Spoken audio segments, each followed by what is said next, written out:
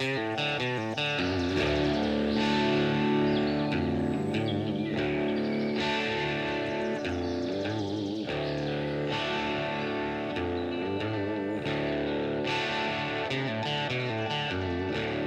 for tuning in. My name's Andre Servin, and you're listening to Off the Roost Podcast, brought to you by Off the Roost Custom Calls, turkey calls for the serious hunter.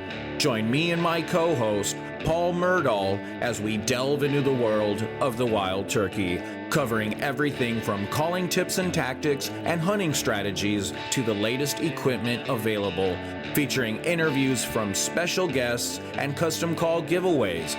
We'll do our best to keep you up to date on this obsession we call turkey hunting. We appreciate you joining us. Now let's get on with the show. Hey there, welcome back everybody. You are listening to Off the Roost Podcast, and this is episode 11. As always, I am here with my buddy Paul. Paul, how's your day going in this beautiful Minnesota winter day that's like 70 degrees outside? Right, 70. Yeah. Well, they're talking back down into the 30s or whatever tomorrow, so. That's so crazy, and it's been like that as of recent, where we get one day that's like 60 or something like that, and then the very next day we'll get kind of cold. But you know what, man? I'll take it. Right. You know? I would imagine it's the warm before the cold front comes in, sucking that Gulf moisture heat up, and then after that passes, we get the north winds blowing and get the cold air. Yep. Well, I mean, like I was saying, man, it's a nice little treat. Well, I know I went on a little scouting trip the other day on my day off. The good news is like I mentioned to you, I did get picked for the lottery location I was shooting for. I did get that, which was nice. But I was doing some scouting. Last year, I was hunting and I texted you about this, but I was hunting, I would say it was a little river valley, but I was kind of skirting the edges of the hills. All the birds were down in the bottom, but there was one area where I heard a tom gobble, and I was trying to kind of work that bird for like a couple hours, but he wouldn't move from that area. And I knew, I'm like, man, he's got a hen. He's just okay with getting one more hen, but he's not going to come, you know? And so I went down there to look exactly where that bird was at. And oh man, it makes so much sense. So down in the bottoms, it's actually kind of like not thick, but it's pretty heavily wooded. But then you get to this one area and it's perfect, man. It reminded me of something that like a buck would utilize during the rut, because on one end, you have a little snippet of tall grasses before you hit the river. Mm-hmm. So you have a hardwood bottom with a little river and then some grasses. So the hen is able to pick between the grass, the vegetation right there. They have the water source, and then it butts up right next to a hardwood bottom. Right. And then so once I got to the location where that bird was at, I looked back towards the ridges. And with him standing there, he's like perfectly safe to strut and gobble, because if he looks towards the ridges where danger's going to come from, he's going to see it coming. Right. Because there's no way to creep up on him from that location. I was kind of leaning towards that. It was probably a reason he's down there. It's probably because he can see a long ways down there. Yes. And there's no way to creep up on him. And the thing is, it butts up right next to the river. So nothing's going to come from that direction. Unless they got chest waders. Or that wet. Is me. I got some hip waders.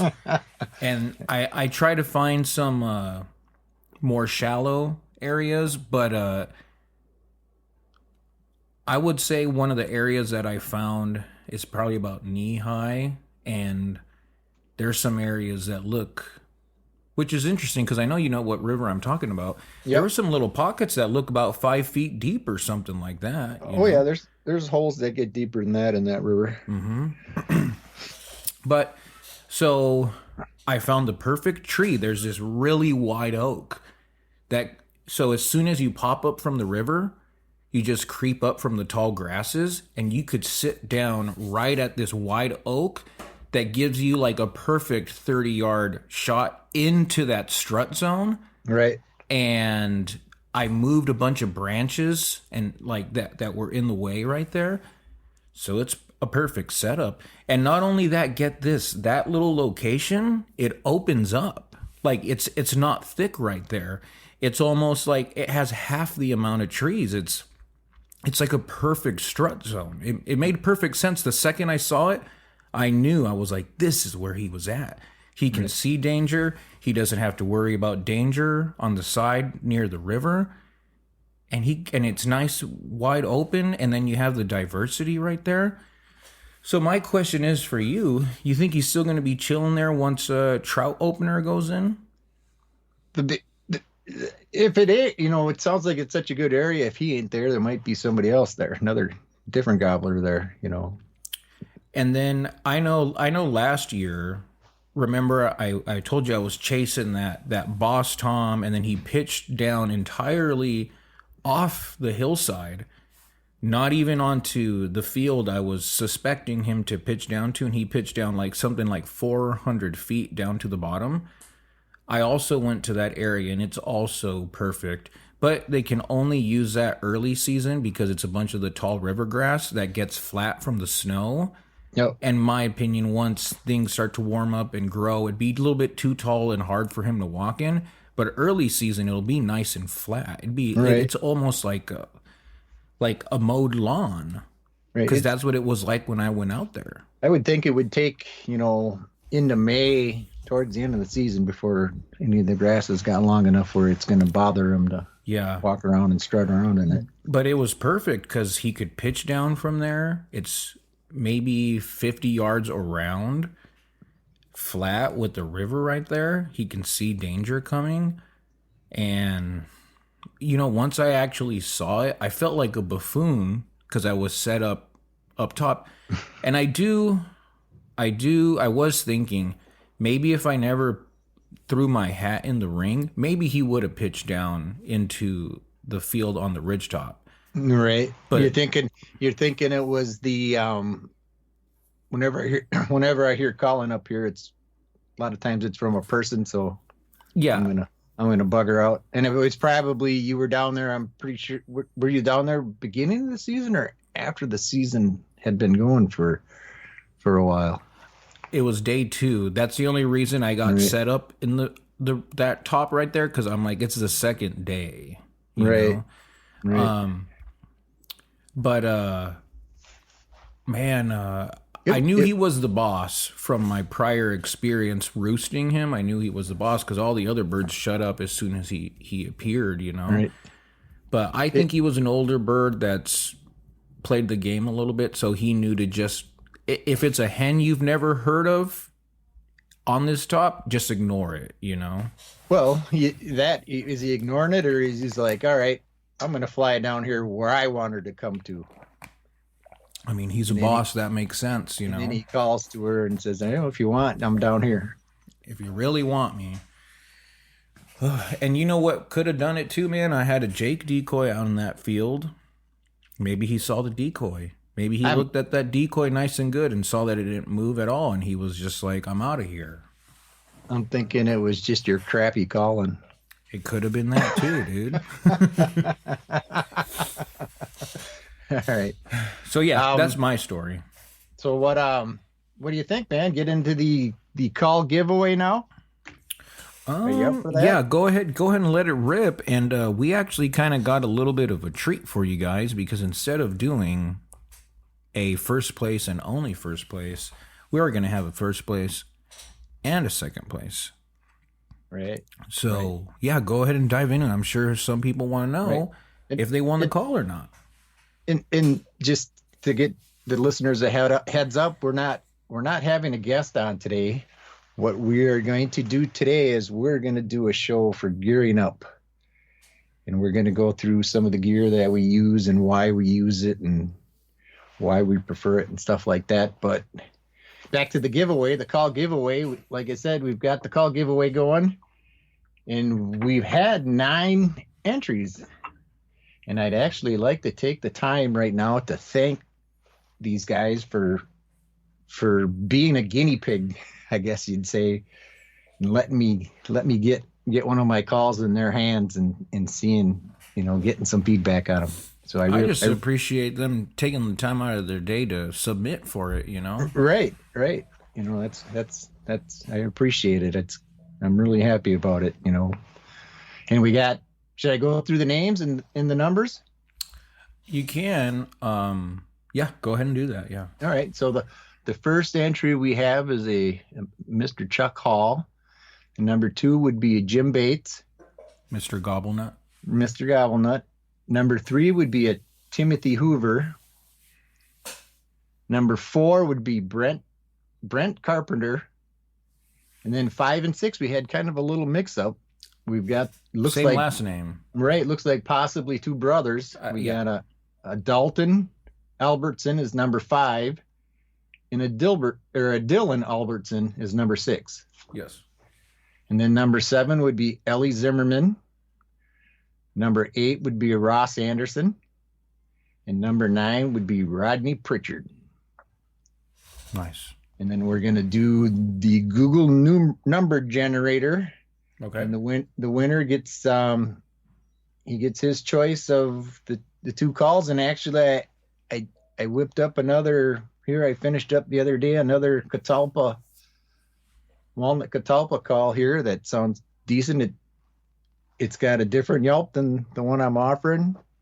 And if you're interested in that one too, I'd be willing to let that one go as well. So you'll have a choice of 3 calls. And then when we find out who the winner is, we'll get in contact with you. And if you want me to play the calls for you, I can send you some sound files or whatever. Or you can call me, whatever, however we decide to do it. But cool. Yeah. So we are digging up the Google number generator right now. And we're going to generate a number from 1 to 9. So then I'm going to push generate. And the number is 6. Right on. Right. So who's number 6? That would be one of the brothers. It looks like that would be Dylan Albertson. Dylan, congrats on the call, and you have your choice. I guess not just 1 or 2 of the calls. You have a third option now, a new Catalpa call, and we can neither confirm or deny this, but rumor has it there is a turkey hunting legend here in Minnesota who's killed a bunch of gobblers with these calls. They're brand new, though. Who would that be? I don't know, but they're guaranteed turkey killers. I wasn't aware. Well, I mean, I did have them up at the park, the other day when I was getting the video for YouTube, and you called in gobblers every single time. I pulled out I'm pretty sure it was the Catalpa call? It had to be the walnut because I was going with the walnut first, and I was just I just chalked it up, and I was clucking and purring and doing some baby yelps on it, and I was walking over to turn the camera on my phone on, and I looked up, and there's a half dozen gobblers standing there looking at me, and started clucking and putting, and I was like, oh, damn. And these are some big, fat Minnesota Midwestern gobblers for those listening. Right, but to say again, they were park gobblers, so they're used to people. Those are good to practice on. So anyways, you can't hunt them anyways. Yep. So we got Dylan Albertson. He's got his choice of the 3 calls. So congratulations to Dylan. And Dylan was actually, you had gave him the wrong number the first time by accident. Yes, you gave him his brother's number and then corrected it. Yep. So I would imagine Dylan's happy with the new number you gave him. Yeah, for sure. All right. And then I guess as far as possible call giveaways in the future. Well, what about for number 2? Weren't we going to have number? Right. Yep. And then so I know we had a prior discussion about what the prize was going to be for number 2. are we going with the mouth calls, the off the roost mouth calls? Is that what we're going with for prize number 2? That's what we're going with. Okay, so we're going to do this again for our second place winner, and you are going to get 3 off the roost mouth calls. The mouth calls, are they airflow specific, or is it just I always do, like whenever anybody messages me about getting some, and if they're not sure, what like wind channel they have naturally, I always give them a set of a Batwing, a V-cut, and then I think just like a cut call. It should be one of those. Right. So they'll be able to figure it out then, and then from there on, they'll know where they're kind of at. All right, cool. So we can hit the generator again? Let it rip. All right. Oh, the new number didn't generate real far. It went to number 7. Oh, okay. And number 7 would be Ellie Zimmerman. All right, Ellie, you got yourself some off the roost mouth calls. Sweet. I'm going to write this down. I'm going to be sending you an email and getting your address. That goes for both of you, too. Yep. We'll get your contact information, and we'll get them out to you ASAP. Very nice. All right. So, yeah, I know you were just touching on future giveaways. Yeah, future giveaways. I guess we'd like some feedback from the listeners. Email us in, tell us what you think about these call giveaways. Possibly I'm working on some scratch boxes. I got a couple of box calls here. You got your diaphragm calls that you make up. Yep. So, we're thinking possibly doing like maybe a flash giveaway where we just announce that we're going to do a giveaway, and then you got 4 days to enter or something like that. And, yep. And then we announce the winner the next week. So we'd like the input from the listeners here, see if, that's something they're interested in. Yep. And if we get a decent response, then that's something we'll follow through with. So this is one of the scratch boxes that I've been working on.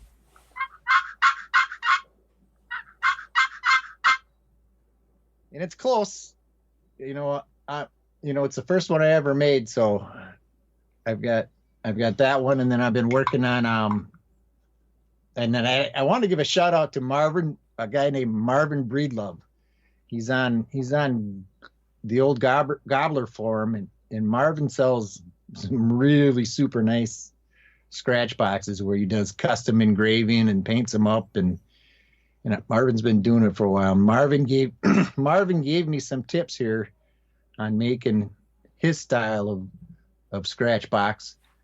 And I've got one here that I am working on, but it ain't tuned yet. But I think it's going to sound pretty good. It's looking pretty good. So yeah, you guys let us know if it's something you're interested in, and we'll see about taking care of you.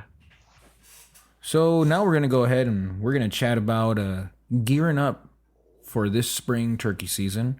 I know I'm actually kind of a little bit of a gearhead, so I'm always kind of looking for cool new gadgets and new things and buying. I'm sure I'm not the only one. You end up buying things you don't even need.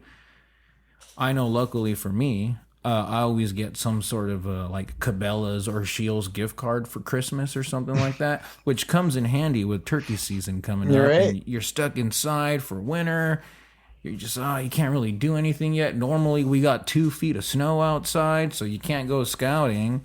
And I spend time on my phone, browsing new stuff, and there's always new products coming out, and I'll, go and buy something, try something new, and because you never know when you're going to find something that you're like, yeah, this is really great. Right. And then there's some people who, of course, find something that works, and they don't need the new thing, and they will use that thing until it breaks. That's you? That's me. I don't go shopping for turkey hunting stuff unless I'm sure I need it. Mm-hmm. So I'm kind of a minimalist when it comes to gears. I got, you got your camo, you got your boots, got my vest and my gun, and just a couple of calls to go with it. A Yeah. few diaphragms, and now this year I'll be dragging The box and calls scratch around with box. me Yeah. and scratch box, and then I normally have a pot or two with me, but like I said, I never hardly use them unless it's super Yeah. windy or something. Yeah, and I know I've had plenty of vests, and I've even sold some vests on Old Gobbler and Facebook and stuff like that. And like I said, I'm always looking for new stuff, and then sometimes I'll try them out before the season even comes, and I realize this ain't gonna work, But Right. cool. So I know you just got some boots, so let's talk about boots real Yeah, quick. let's What'd you talk get? about boots.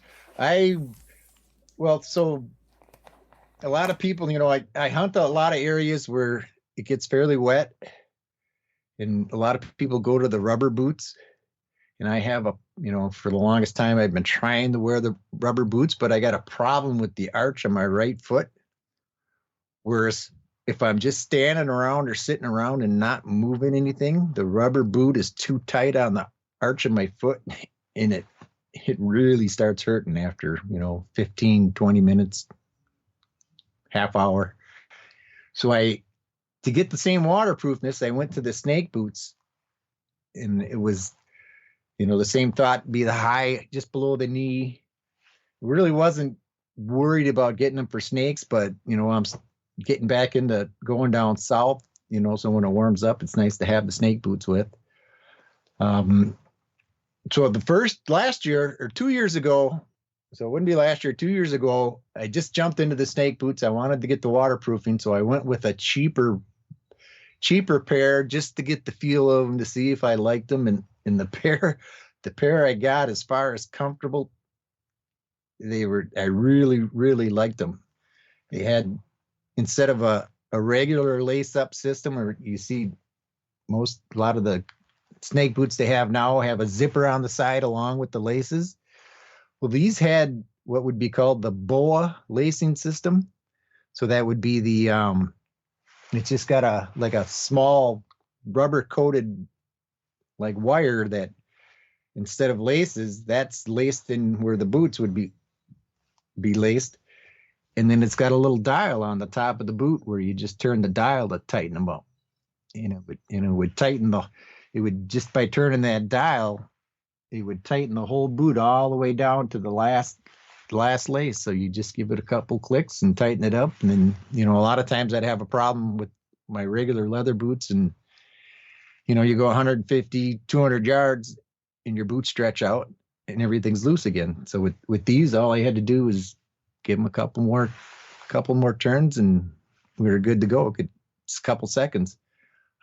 What I really liked about it is if I got to my tree or whatever and I'm sitting down, I could just pop that dial and that releases the tension on the straps, and I can open my boots up and let the air out and let them breathe. And the only problem, I really liked them. The only problem was the waterproofing did not last maybe 3 weeks on them.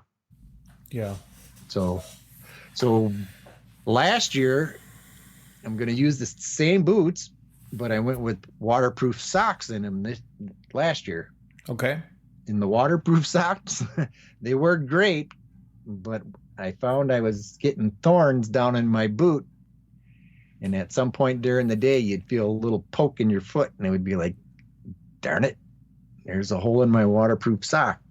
And sure enough, after a couple of weeks or whatever, my socks started leaking from getting thorns and stuff in my boots. So that brings us to this year. And this year I decided I was going to upgrade a little bit better on the boots.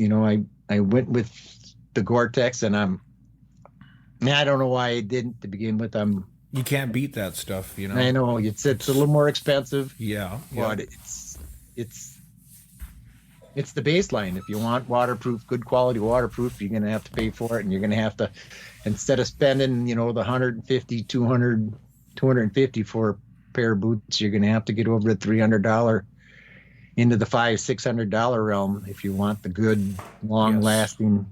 I mean, Gore-Tex came out for me that I'm aware of right around the late 80s when I became aware of them in boots and stuff. And I went with the Danners right away. My dad bought a pair of Danners and he really liked them. And I ended up getting a pair a couple years later, and they were my boots for a long time. And I could stand in water for hours with them things and get out, and the boot would be soggy, soaking wet, and you'd pull your foot out and it'd be dry as a bone. Yeah. So now when I was looking into these rubber or these waterproof socks and checking out, the waterproofing on them, I found out that a lot of the cheaper waterproofing systems that they're using in apparel, it's a spray-on membrane. It's not a fabric like the Gore-Tex. So they spray on a membrane I suppose they use a fabric as a backing, and they'll spray that waterproofing membrane on it to waterproof it, and they install it in the boot. But what I found out is those waterproof spray-on membranes don't like heat.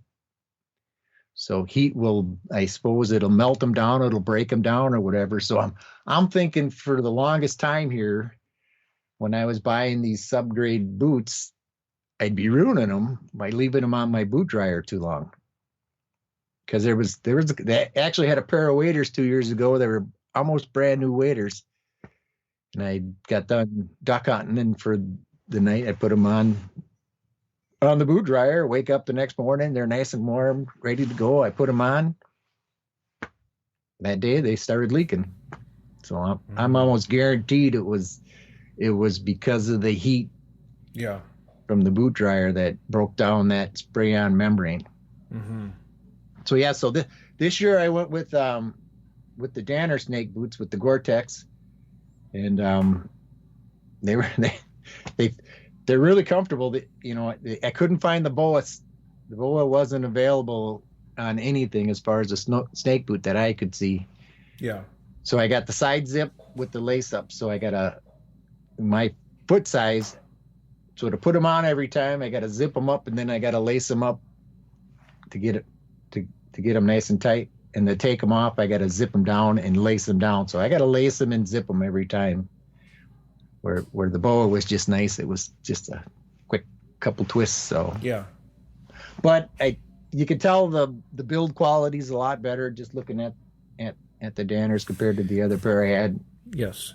And so kind of the cool thing about these boots is, from what I understand, it's almost like you get the benefits of a hiking boot, but you get the waterproof of a rubber boot and also the safety of a snake boot.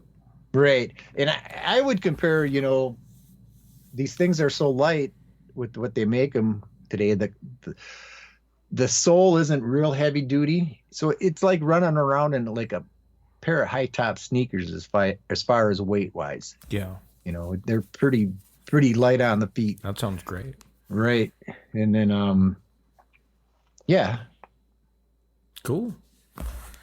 I had something I was going to say, but it slipped right out of my head. Oh, I'm sure it'll come back. As usual.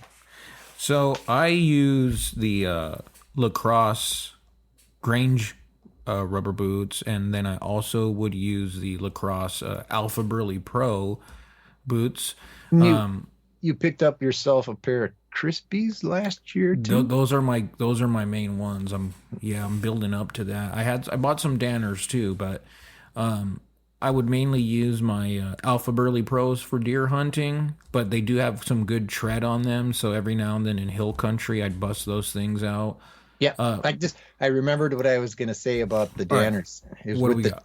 With the tread, it's not a very aggressive tread. So when I was out walking around the other day in it gets they get pretty slick when you get into some slippery, muddy soils or wet leaves on like a side hill lie. So they're gonna slip out on me compared to where my leather boots got a more aggressive tread on it, and they dig in a little bit better. But give one, take the other. Yes. So yep. But so I was using rubber boots for a long time, mainly for the fact that water access and all that stuff with the rubber boots. But rubber boots got one problem, and that's that your feet sweat in them. So for early season when things could be a little bit cold over where we're at, sometimes your toes are freezing.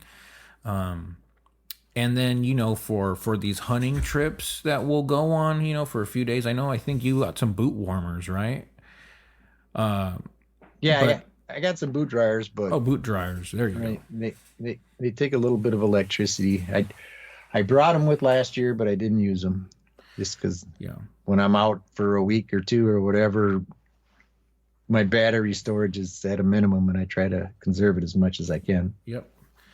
And so, without having anything to dry these boots out and stuff, I decided, one, I wanted more comfort because I was covering sometimes 10, 11 miles in a day.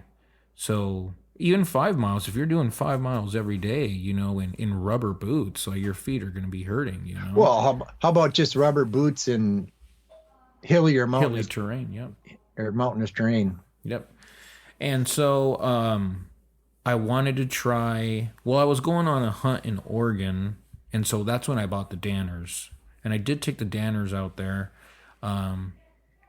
Even though they were non-insulated, my feet were still sweating in those things. My feet were getting real hot. And unfortunately, I think that's just, I think it's the Gore-Tex or whatever that does that. Because it'll make you. Were they a pair of all leather or Yeah, they were leather. Yeah, all leather? Yeah, so I your think feet can't breathe. right. Well, they can breathe, but not as well as if they had a what is it, a Cordura upper or something like that. Mm-hmm.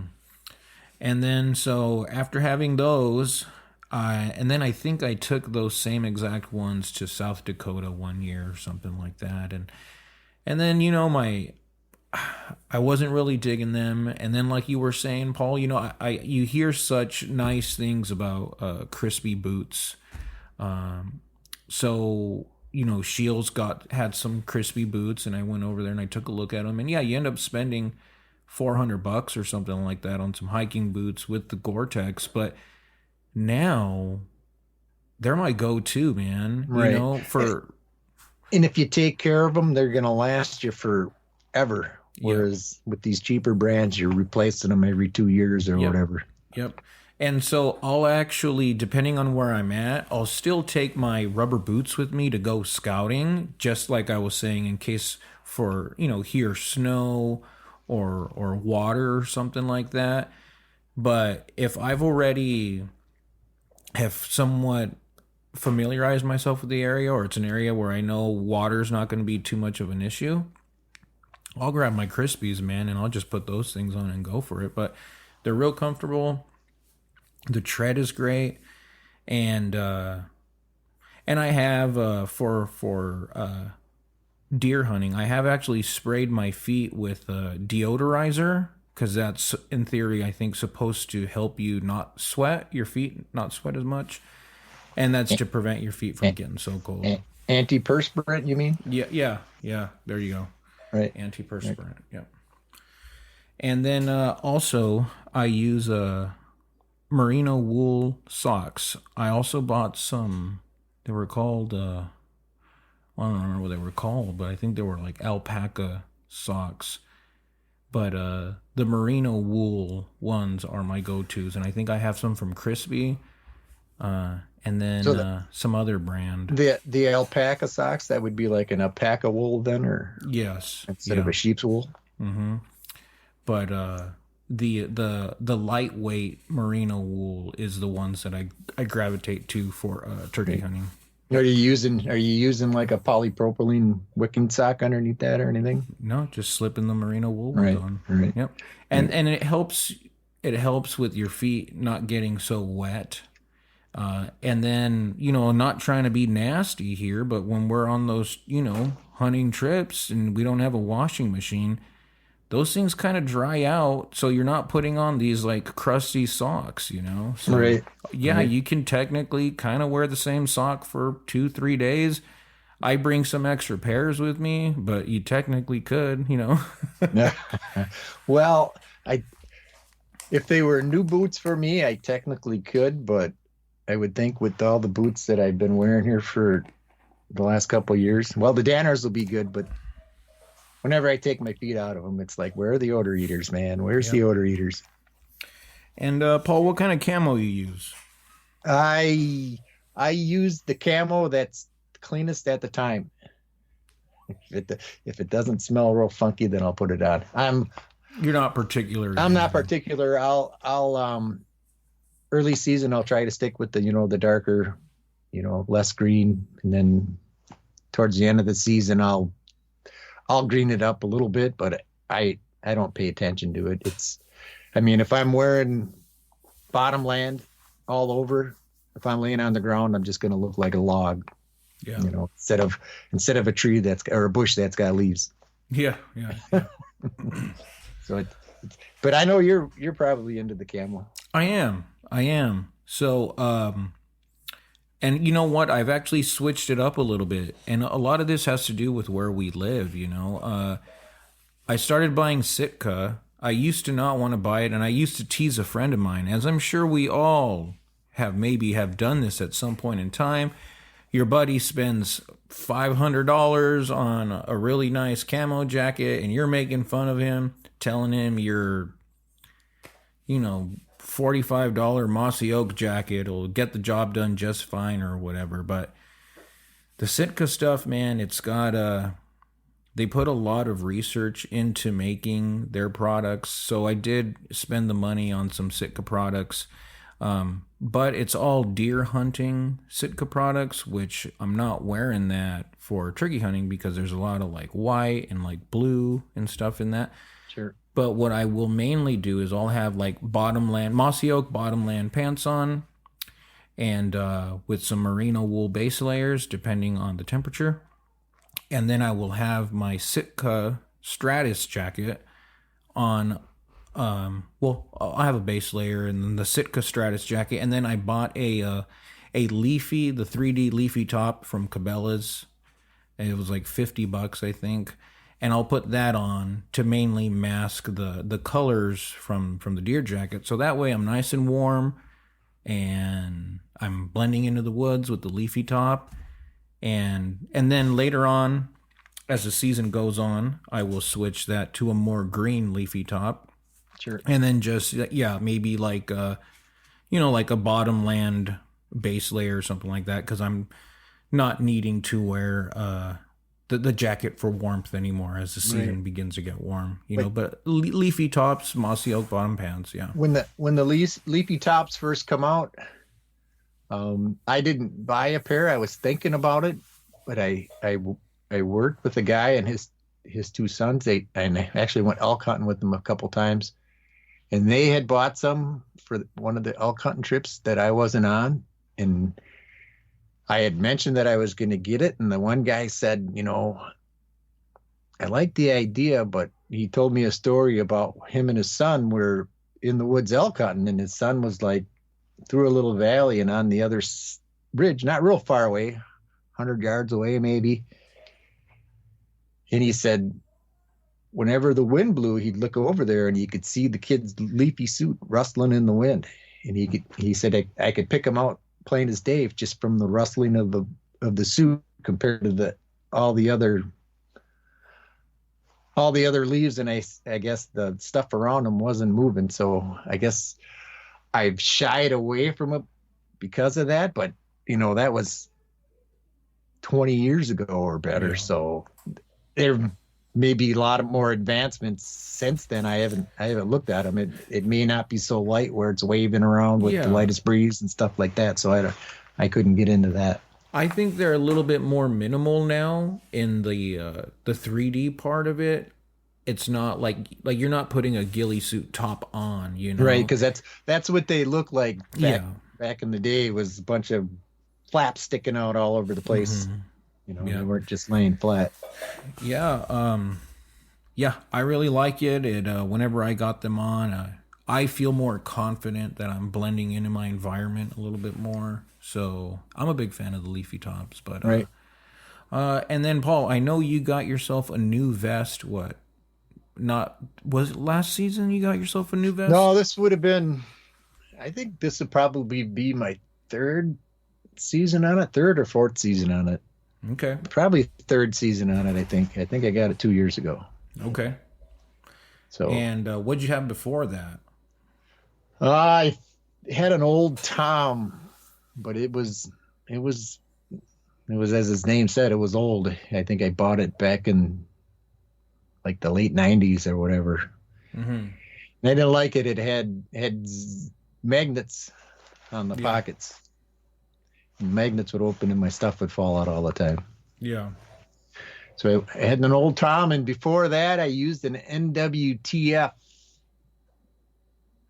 I'm pretty sure I still got it around here somewhere, but it would have been bought in the 80s, and it would have been one of them full wraparound vests where you had the vest and then you had the pockets and everything. Where the one that I bought 2 years ago would be the Alps Longspur Deluxe. It would be kind of a minimalist vest. It would be like a strap vest, and then it's just got on your chest area. It's got two storage, I guess, pouches or whatever compartments on the front, and then on the back it's got the one large zip off, big enough to hold my rain gear. It's got two pockets, and then it's got smaller pockets around it and whatever. It keeps my rain pants anyways. And then if I start peeling gear off, as the day goes on, I could throw my jacket in there and stuff like that. And, does it have back padding? Does it have back padding? It's got at the top of the neck, and I was going to get into it. It's got a area where you roll up a game pouch and you stick it in a zippered pocket, and it'd be right about where, just above the shoulder blades, where your base of your neck would hit the tree. Yeah. So, and when I was using it, and it took me, almost a year using it, that I figured out a nice little, and I'm guessing it was designed into the vest. So with the straps and everything, the vest is actually like a harness. So you got the main vest with the straps that wrap around your upper torso, but then the seat is connected with the strap in the back, and then two straps on the side the straps on the side run from the middle of the seat to the vest, somewhere right around where your lumbar area is. So when I sit at a tree, I've read books, I think the Wild Turkey and Its Hunting, I think I read in there where they talk about how to properly set to a gobbler. Okay. And when they talk about it, they're talking about slouching down, so that your head is just above knee level. Knees? Yep. Just above your knee level. Yeah. And whenever I tried to do that, it was so uncomfortable that it was like, no. So I just leaned up against a tree like I was sitting in a chair or something like that. Yeah. But what I found with this vest is that it cradles you. So what you can do is you flip your seat underneath you, and so your seat would be on your butt and up on the lower part of your legs, and then you'll slouch down. Like the back of your thighs, right? Yeah, it'll be on the back of your thighs and your butt. Yeah. And so then the straps that are connected to the side of the seat would be right probably about in front of your butt cheeks, and the straps will run from there up to your vest. So when I sit down, like I was saying that in this old book, in the slouch position, all I got to do is pull them straps, the tag-ins on the straps, and tighten it up a little bit. Yeah. So now when I'm slouching and I let my legs loose and I put my legs on that seat, so the seat isn't actually laying flat on the ground. Mm-hmm. The seat it's more of a cradle for the back of my legs. So when I put the weight on the seat from the back of my legs, that transfers up to my lumbar, my lower back and my lumbar, and it supports my lower back there. And then of course I got my rain pants in the back of that pouch in my back, and that's right there too. So that gives me a little extra support, and it's not needed, but it's nice to have the little extra. Yeah. And then and then that game pouch that was stored in the back up between my shoulder blades that rests perfectly against the tree and gives me the padding I need there. So I've got the base of my neck, above my shoulders against the tree is padded. I've got my lumbar supported with, sometimes with my rain pants, but with the straps that are hooked to my seat. Yeah. And then I got my the seat pad, under my butt, and actually sitting that way takes so much weight off your butt and spreads it around to the other portions of your body, your feet, your butt, yeah, and then also, the top of your back, instead of just sitting there and all the weight is right there on your butt cheeks, and 35 minutes into your sit, you're moving around trying to get the blood flowing and stuff like that. Oh yeah. So that's me. So yeah, that's something I found out, and I really like the feature, and I'm sure it was designed into the vest, but it was something that I didn't think about it until one time I was probably getting ready for a nap or something, and I was slouching real down in my tree, and the light kind of went on, and I grabbed them straps and pulled on them, and it pulled my legs up for me, and everything was nice and supported, and I was like, oh yeah, that's great, eureka. That's awesome.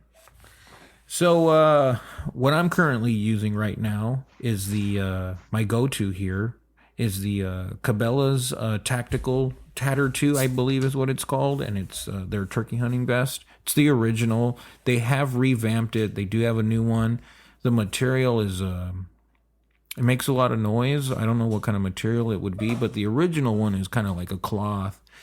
It is a little bit more heavy, which that kind of sucks, but I'm always trying new vests, and I always kind of have that one on hand because I know I will, you go out and you realize that vest is just not going to cut it, or this seat on this vest sucks, which in my opinion, that's one of the more important things of a vest is having a good seat. And so I'll go ahead and I'll just switch out to my Cabela's vest. So that I would say that that's kind of the one that I'm using. So now these vests that you picked up here in recent years, they're water bladder capable, or they've had water bladders in them in the past? What's funny? I would say all of them were water bladder capable except my Cabela's vest. But I kind of set something up so I could put a water bladder in there because I do run a water bladder. You run a bladder? Yep. How do you find maintaining that? I shy away from them because I know how I am. Yeah. And the water would be sitting in there for 2 weeks from my one trip to my next trip, so and it would be all musty and funky. Yeah, you gotta be on it, man. You gotta be on it. If you're gonna be, for me, when I get home from like a long weekend hunting trip or something like that, I will make sure to clean it out and air that thing out, because I have basically just rinsed them out every night, and they do end up getting mold in there. And maybe about a week into it, I started getting a little bit of mold in there, which that's kind of nasty. So you do got to get a cleaning kit, but I feel the benefits are really nice of having that water there, and you can access it whenever. I'm trying to think of from my I used to have a still where I'd make my own moonshine, and I can't remember. I want to say they called them Camden tablets, but they're made especially for cleaning distilling products. Mm-hmm. So you just throw the tablet in there and shake it out, slush it around, boil it or whatever, and that'll clean up all the pipes and everything and get it all out. I wonder if that would work pretty good for a bladder like that. Just put it in some hot water and shake it around and rinse it out. I know I purchased a kit off of Amazon, a like water bladder cleaning kit, and that's been kind of working out. But yeah, so I guess since we were talking about the other vests, I purchased the Sitka turkey hunting vest. My review on that one is the seat is a little bit more comfortable than you think it'd be with how thin it is, but it still is not. If you're hunting Easterns and you're going to park yourself for an hour, maybe 2 hours, that seat's not going to cut it. If you're the kind of guy that only sits down for 25 to 30 minutes at a time, it'll be fine. But if you're getting in there an hour before, sun up and you're waiting for a roosted bird, you're going to be moving around towards the end of it. Outside of that, it is kind of a minimalist vest, but I needed a little bit more storage space. It's kind of not that bad. I will use it when it starts to get a little bit more warm, and then having that heavy Cabela's vest is a little bit too much. I'll kind of switch to the Sitka vest.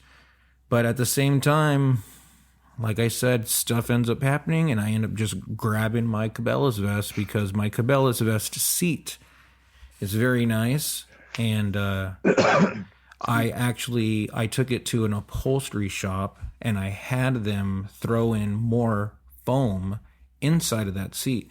So my seat is super puffy, and it's very comfortable. So you get a Glenda Green seat too, right? I do have a Glenda Green seat, and I actually modified my Cabela's hunting vest to utilize the Glenda Green seat. And if we're comparing the Glenda Green seat to my Cabela's vest that I took to the upholstery shop and had them throw good quality more foam in there, the Cabela's seat the modified seat is more comfortable than the Glenda Green tube cushion seat alone, for me at least. So when you say modified, that means you modified it and you're throwing the Glenda Green seat in with it? No. Right. This is the cushion, the regular seat cushion that comes with the vest, that I had the upholstery shop throw more foam inside. More foam. So it's thicker. Yep. Right. And then I had the Run and Gun 200, the Night and Hell Run and Gun 200 and the Run and Gun 300. People love those vests.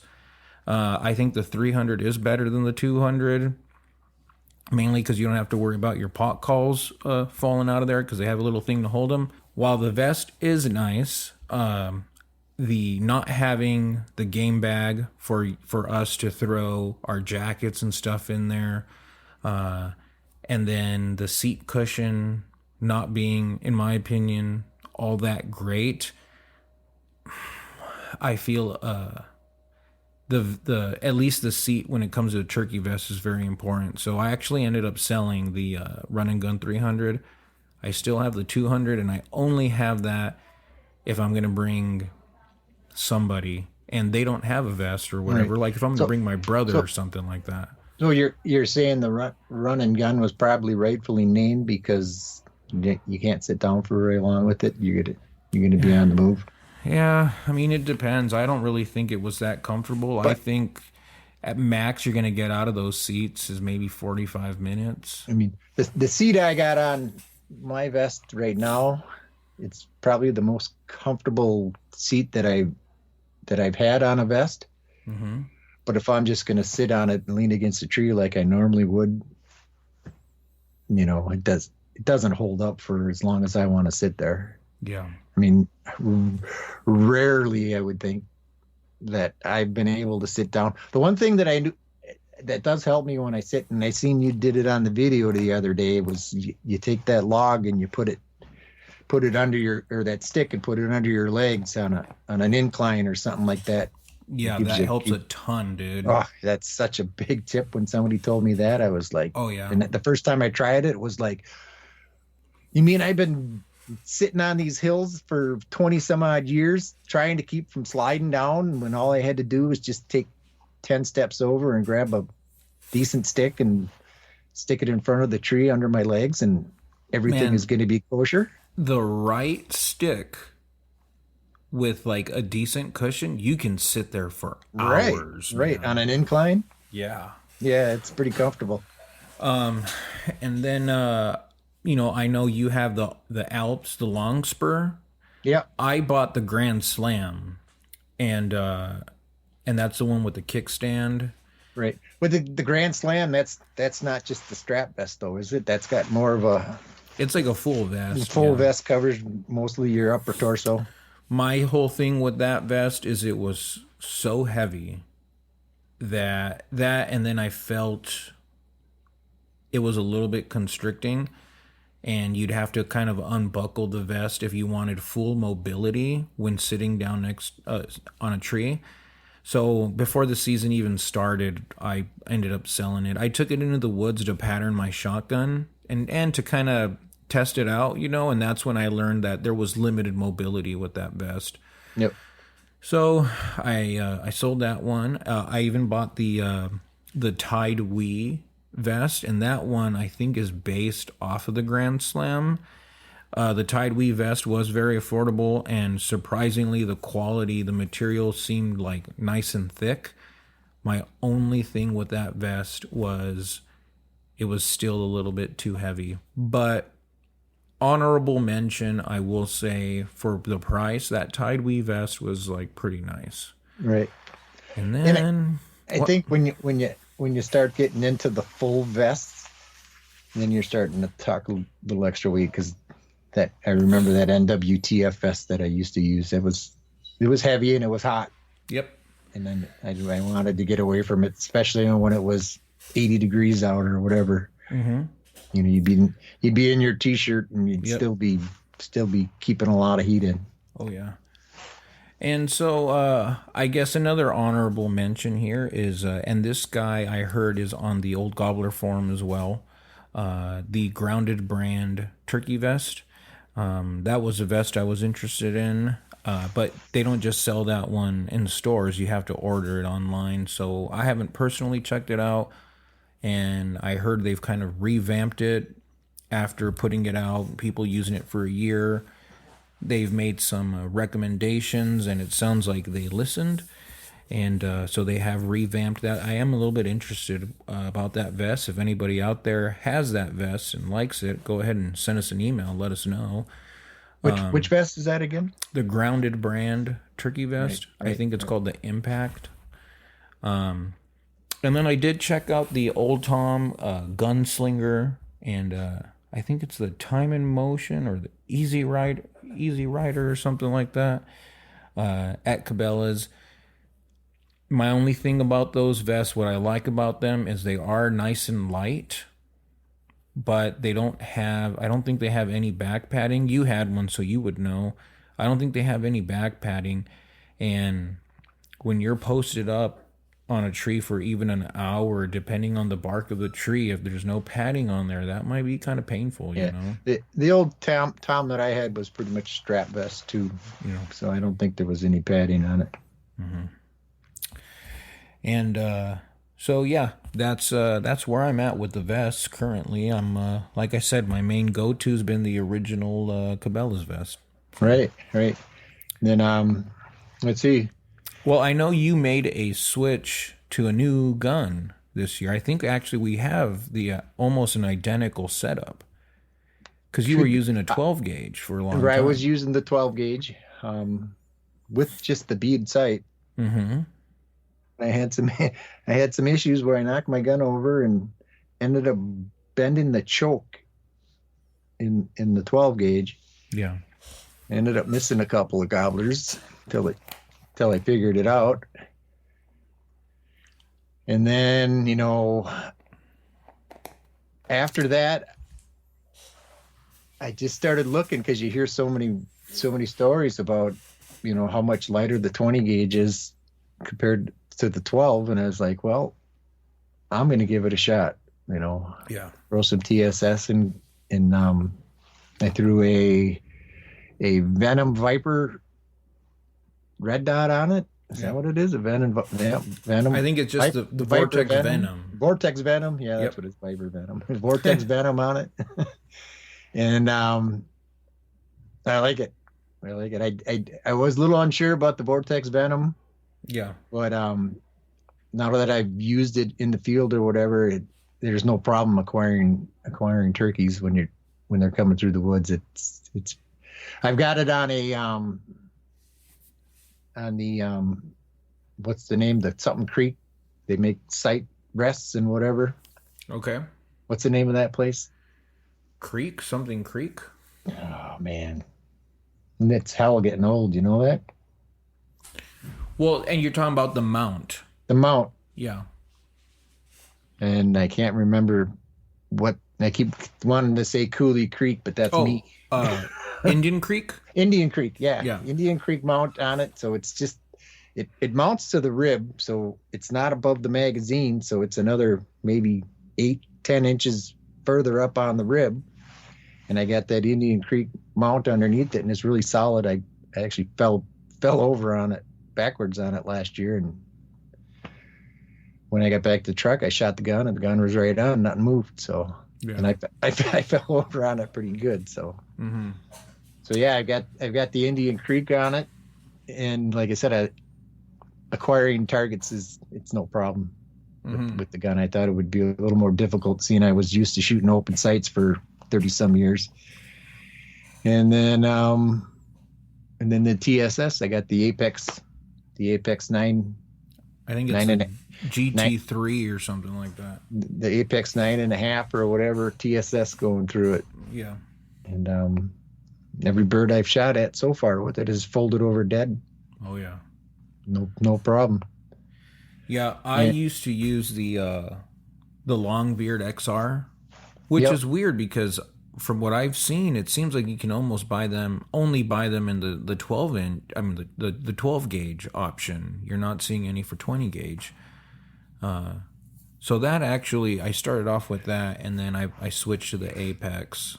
So now that XR, was that like a heavy shot or something, or was that copper plated still? That must have been a heavy shot, extra range or whatever. No, it was copper, but there was something about, I think it was something about the way the wad was in there that it would give you that extra range or something like that. Sure. But, and then I switched to that. But yeah, I'm using a 20 gauge now, and man, I'm sure, as you're aware, once you switch to the 20 gauge with that TSS, and the TSS, not so we can shoot 80 yards or whatever, but to make that 20 gauge as effective as that 12. Right. Once you go and grab a 12, you're like, man, this thing is huge and it's heavy and it feels kind of clunky. And you have that 20 gauge. For me now, it's like I don't even touch my 12 gauge. Was the first gobbler I shot last year. If I didn't have that 20 gauge, there was no way I was holding my 12 gauge as long as I had to hold it to get the shot on that bird. I had to hold that gun, at the ready position for, I bet, a good 15 minutes. And if I had that 12 gauge, I wouldn't even have been able to last half that long. I guarantee it, without my arm shaking off. Oh yeah. And with that 20 gauge, it was no problem. Yeah, and I'm using the Stoeger. I think it's the M3020. That's what you're using too, right? The Stoeger. Yeah, the 3020. Yep, and they're good guns. They're great guns. I really like them. Before that, I was using the Mossberg 835, and I had the Mossberg 500 as well. Well, see, I'm using the factory choke in my 3020, and you've got. No, I gave you an Indian Creek one. Right, but I haven't been using it. Okay, cool. It does come with a turkey choke, I think. Right, I shot it with the factory choke right away. I mean, and the reason I got the red dot is because when I shot it with the factory choke, it was shooting high left. So, so I had to get the red dot on it, the center of the pattern, and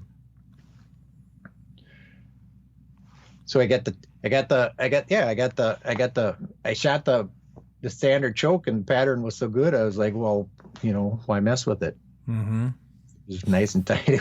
It was better. It was better, I would say, than my 12 at 35 yards. Nice.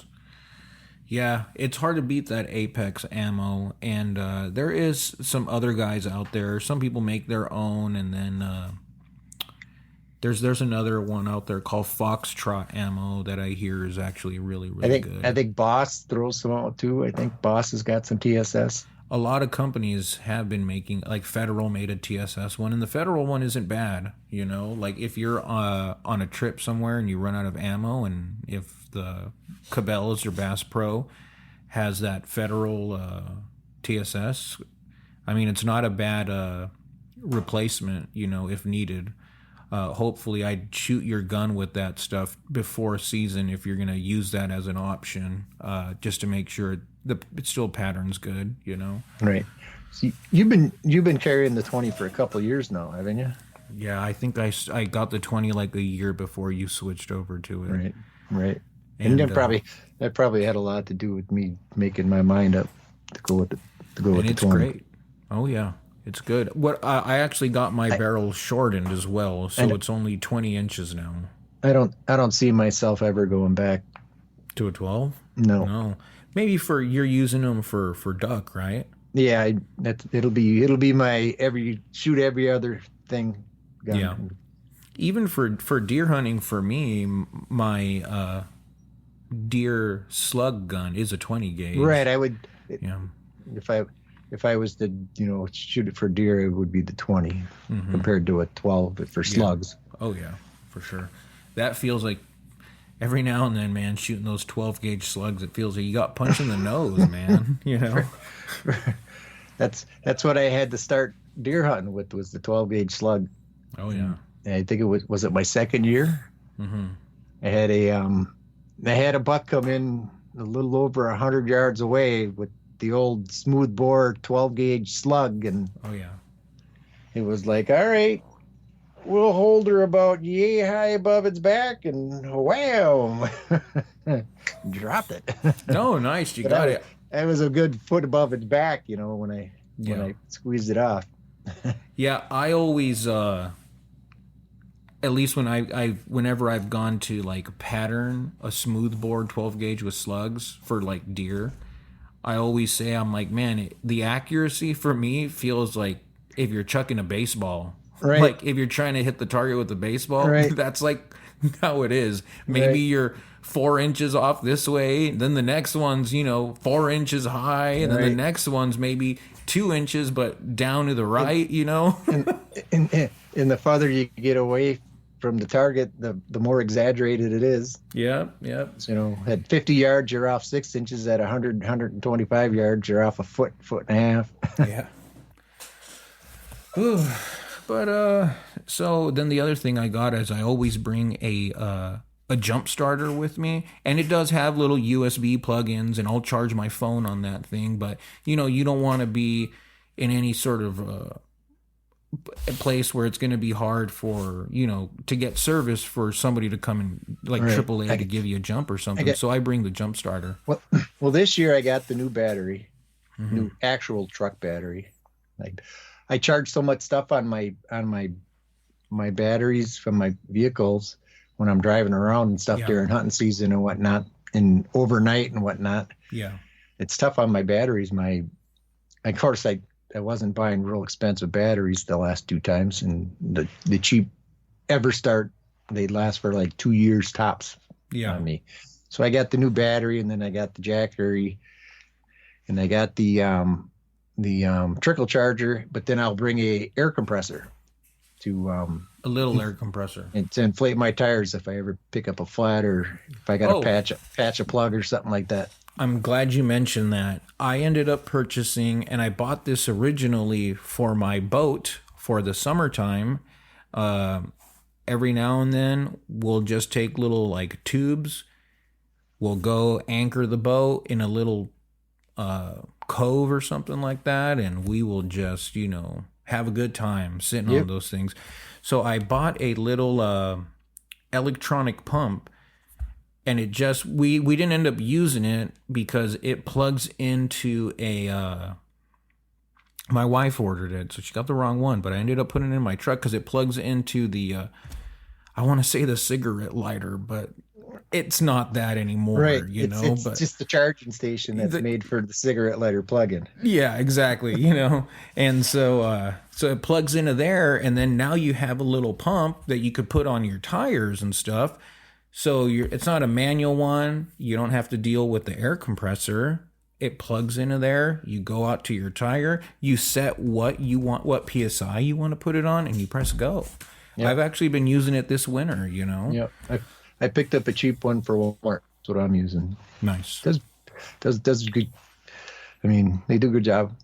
Gets me to 35 pounds on a big truck. So that's all I need it for. For sure. And then I also have that I bought. It goes on the back of a seat, like the back of the passenger seat or the driver's seat. It goes on the back, and then it has little pockets. And so I'll have like a toiletries in there, a first aid kit, knives. I'll have like trash bags, any sort of thing that you might need, food, whatever, like little snacks or something. I'll go ahead and I'll put it all in there, and that's just trying to have more space available and still storing stuff. What I do is I got my big, it's probably a Coleman, the big white Coleman, and I forget how many gallons it is, but it's pretty good size cooler. Yeah. It's got to be 3 feet long or whatever. So I'll get a smaller cooler that goes inside of that. And what I'll do is I'll throw all my groceries and everything else on the one side, and then everything I got to keep cold goes in the smaller cooler with the ice in. So I'm not worried about cooling off that whole big entire space. Yeah. And then if I end up shooting a gobbler or whatever, then it goes into the cooler, and I'll take my food and stuff out of there, and then I can start packing a bunch of ice on top of it, and then I'll have my food separate from it in another cooler. Yeah. Doesn't get all that turkey juice and stuff on it. For sure. That's Yeah, I guess I've never had to. I do have a cooler that I bring with me, but I've never had to.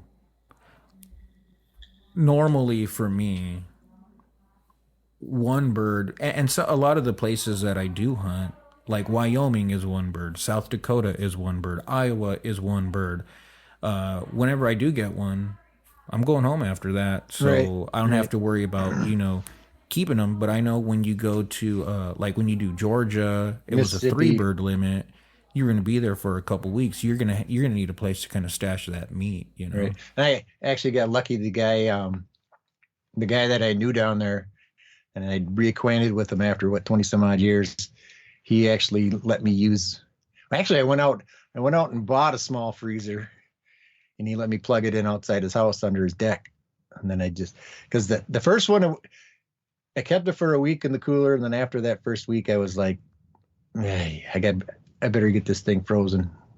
After a week, it's getting pretty long. I mean, I had it buried under ice every day. It wasn't. I would probably get nervous after a day, man. A day, and I mean, full day. Yeah. What do you think? I mean, keeping it cool. If you got it packed in ice for. Because I imagine the cooler is the equivalent of keeping it in the fridge. In the fridge, right? I'll keep stuff in the fridge for a week. Really? You don't get sick with the poultry? Now with ducks and see where you're getting sick with poultry and stuff like that, it's picking up from the processing factory. Yeah. It's getting E. coli and whatever, salmonella or whatever from the processing factory. Where if I shoot my turkey and pick the feathers off it and get it out and wash it out, throw it in the cooler, none of the bacteria is able to get inside to where the meat and stuff is. So as long as if I take it out and prep it right and cook it right, all the bad stuff should be good. I don't think the meat's going to go bad. It's more the bacteria you're worrying about. Yeah. And when you cook it, you're killing the bacteria anyways. Okay. Yeah. All right, folks. Well, thanks for hanging in there with us. I think that's going to go ahead and conclude this episode, unless you got anything you want to mention. Well, just a sec here. I got something I want to mention here real quick. So I want to give another shout out, and we actually got our first fan mail here this week. Oh yeah, that's right. Go ahead and mention that. Yeah, we got a gentleman by the name of Brian Schmidt from Red Wing. Red Wing. I got some Red Wing boots, Brian. In case you were wondering. Red Wing, Minnesota. He was nice enough just to contact us and tell us how he was enjoying the show. So if you guys feel like stroking Andre's ego, just go ahead and email us and email us and tell us what you think of the show.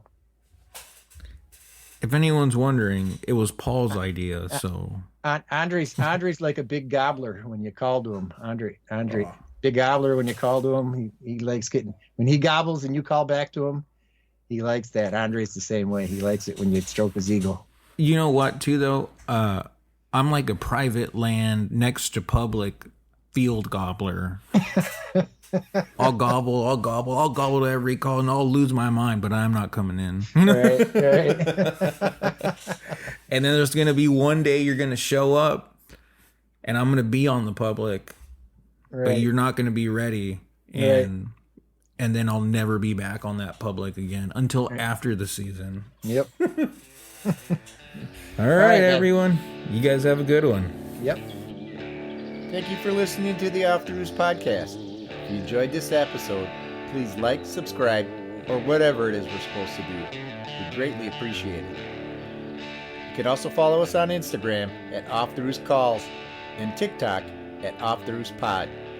Stay tuned for future episodes where we'll do our best to keep you informed and try to preserve the heritage that surrounds the elusive and sometimes mystical animal that is the wild turkey.